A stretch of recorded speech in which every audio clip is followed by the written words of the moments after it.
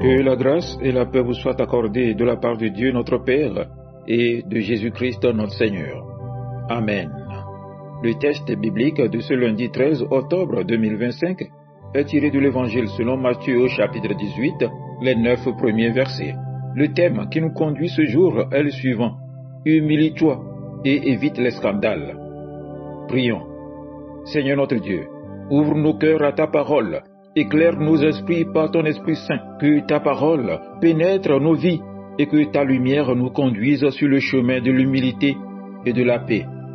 Amen. Matthieu chapitre 18, les 9 premiers versets. À ce moment, les disciples s'approchèrent de Jésus et dirent: Qui est donc le plus grand dans le royaume des cieux? Jésus, ayant appelé un petit enfant, le plaça au milieu d'eux et dit: Je vous le dis en vérité, si vous ne vous convertissez et si vous ne devenez comme les petits enfants, vous n'entrerez pas dans le royaume des cieux. C'est pourquoi quiconque se rendra humble comme ce petit enfant sera le plus grand dans le royaume des cieux. Et quiconque reçoit en mon nom un petit enfant comme celui-ci me reçoit moi-même. Mais si quelqu'un scandalisait un de ces petits qui croient en moi, il vaudra mieux pour lui qu'on suspende à son cou une meule de moulin et qu'on le jette au fond de la mer. Malheur au monde à cause des scandales, car il est nécessaire qu'il arrive des scandales, mais malheur à l'homme par qui le scandale arrive. Si ta main ou ton pied sont pour toi une occasion de chute, coupe-les et jette-les loin de toi. Mieux vaut pour toi entrer dans la vie boiteux ou manchot que d'avoir 2 pieds ou 2 mains et d'être jeté dans le feu éternel. Et si ton œil est pour toi une occasion de chute, arrache-le et jette-le loin de toi. Mieux vaut pour toi entrer dans la vie n'ayant qu'un œil que d'avoir 2 yeux et d'être jeté dans le feu de la géhenne. Amen. Frères et sœurs, dans ce passage, les disciples posent à Jésus une question bien humaine. Qui donc est le plus grand dans le royaume des cieux? Cette question traverse tous les temps. Dans nos familles, nos églises, nos milieux professionnels, nous cherchons souvent à être vus, reconnus, honorés. Mais Jésus, au lieu de donner un nom, place un enfant au milieu d'eux. C'est son langage. Quand les hommes cherchent à monter, Jésus appelle à descendre. Voilà le cœur du message. L'humilité conduit au royaume et l'orgueil conduit au scandale. L'humilité est la voie du royaume. Jésus dit: Si vous ne changez pas pour devenir comme les petits enfants, vous n'entrerez pas dans le royaume des cieux. L'humilité, c'est un changement intérieur. Il ne dit pas: faites semblant d'être humble, mais changez. L'humilité n'est pas une posture extérieure, mais une transformation du cœur. Elle naît lorsque je reconnais que tout ce que j'ai vient de Dieu. L'enfant, symbole de confiance et de dépendance. L'enfant ne se vante pas. Il ne calcule pas sa place. Il fait confiance. Jésus nous appelle à cette même attitude. Cesser de vouloir paraître et apprendre à appartenir à Dieu. Dans un monde où chacun veut être reconnu, Jésus nous invite à nous faire petits, à renoncer à la recherche de prestige et d'honneur. Celui qui s'humilie devient libre, car il n'a plus à défendre son image ni à dominer les autres. Mais après avoir montré la valeur de l'humilité, Jésus parle d'un autre danger, le scandale. Car celui qui ne s'humilie pas finit par devenir une pierre d'achoppement pour les autres. Mon frère, ma sœur, évite les scandales. Sois un modèle, pas un obstacle. Jésus continue: Malheur au monde à cause des scandales. Malheur à l'homme par qui le scandale arrive. Le mot scandale vient du grec qui signifie piège ou obstacle. Autrement dit, tout ce qui empêche quelqu'un d'avancer vers Dieu. Voici donc une réflexion détaillée sur les scandales dans la vie quotidienne, selon l'esprit de l'Évangile de Matthieu chapitre 18, les 9 premiers versets. Le scandale par notre comportement. Que votre lumière luise devant les hommes. Matthieu chapitre 5, verset 16. Souvent, nos attitudes parlent plus fort que nos paroles. Quand un chrétien agit d'une manière contraire à l'Évangile, il devient une occasion de chute pour ceux qui le regardent.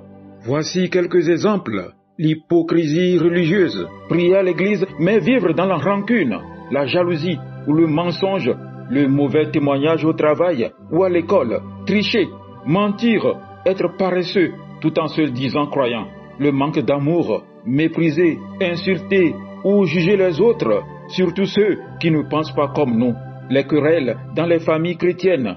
Lorsque les enfants voient les parents se disputer violemment, ils se détournent de la foi.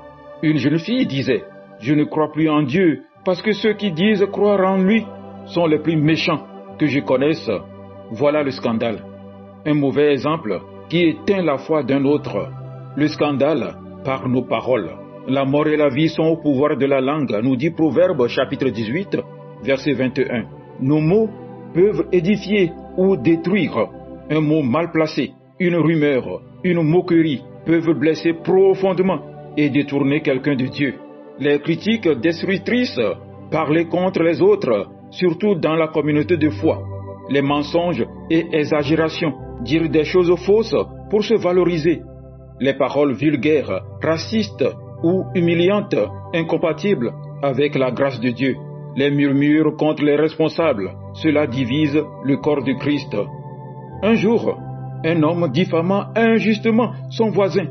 Quand il voulut se repentir, l'homme de Dieu lui dit, « Va ouvrir un oreiller de plumes et disperse-les au vent, puis reviens. » Quand il revint, l'homme de Dieu ajouta, « Maintenant, va ramasser chaque plume. » L'homme répondit, « Ce n'est pas possible, impossible, comme il est impossible de récupérer toutes les paroles que tu as répandues. » Le scandale moral. Fuyez la débauche. 1 Corinthiens chapitre 6 verset 18. Le scandale moral est très présent aujourd'hui dans un monde où tout semble permis, mais le chrétien doit rester un temple du Saint-Esprit.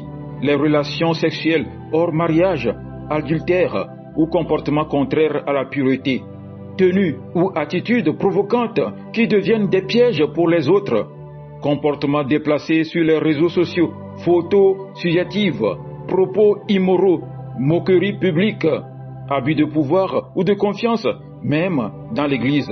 Ces choses créent du scandale, car elles montrent un double visage entre ce que l'on dit et ce que l'on vit. Le scandale de l'injustice et du manque de compassion. Ce que vous avez fait au plus petit d'entre les miens, c'est à moi que vous l'avez fait. Matthieu 25, verset 40. Quand le chrétien ferme son cœur devant la misère, il scandalise aussi.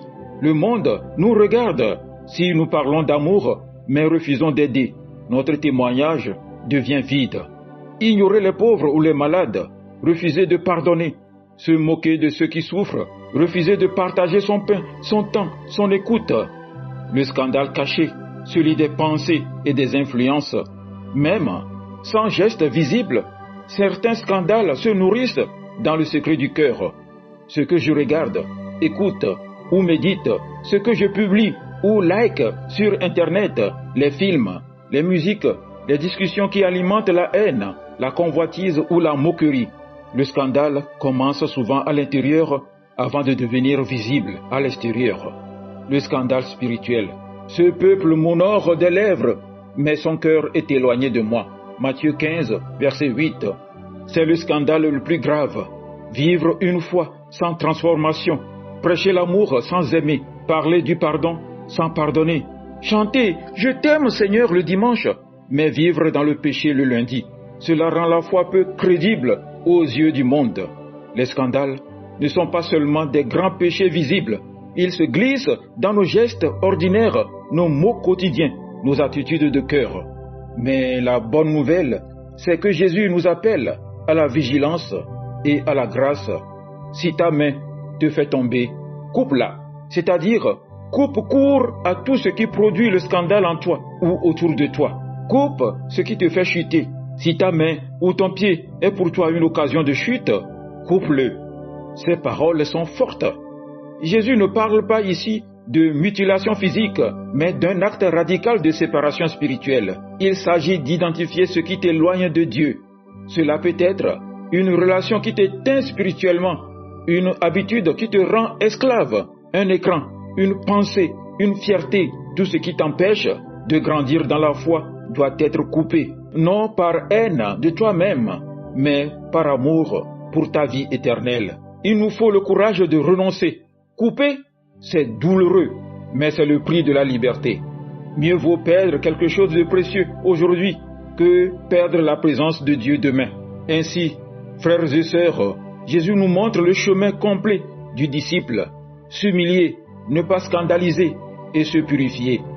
Frères et sœurs, posons-nous des questions. Où ai-je besoin de redevenir comme un enfant? Peut-être dans ma foi, ma prière, ma confiance. Suis-je pour les autres un exemple ou une pierre d'achoppement? Dans ma famille, mon église, mon lieu de travail, qu'est-ce que je dois couper dans ma vie aujourd'hui pour mieux suivre Jésus? Une habitude, une colère, une fierté, un péché caché? L'humilité ouvre la porte du royaume. La cohérence protège les autres et la pureté garde notre âme. Bien-aimés, Jésus ne cherche pas des grands hommes, mais des cœurs humbles. Il ne cherche pas des discours parfaits, mais des vies vraies. Quand nous acceptons de descendre, Dieu nous élève.